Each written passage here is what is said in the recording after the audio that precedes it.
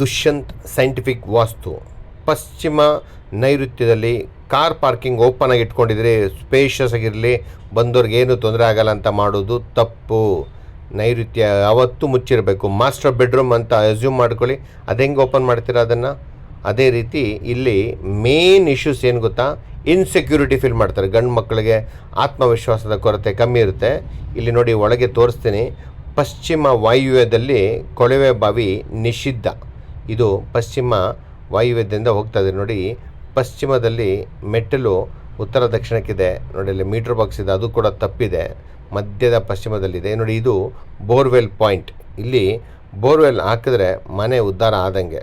ಗಂಡು ಮಕ್ಕಳಿಗೆ ಬಿಸ್ನೆಸ್ ಎಲ್ಲ ಕಳ್ಕೊತಾರೆ, ಕೆಲಸ ಇರೋದಿಲ್ಲ, ಇರೋ ಕೆಲಸ ಹೋಗುತ್ತೆ. ಈ ರೀತಿ ಪಶ್ಚಿಮದಲ್ಲಿ ಬೋರ್ವೆಲ್ ಇದ್ದರೆ ಕೇರ್ಲೆಸ್ಸೇ ಮಾಡಬೇಡಿ. ಮೊದಲಿಗೆ ಅದನ್ನು ತೆಗೀರಿ.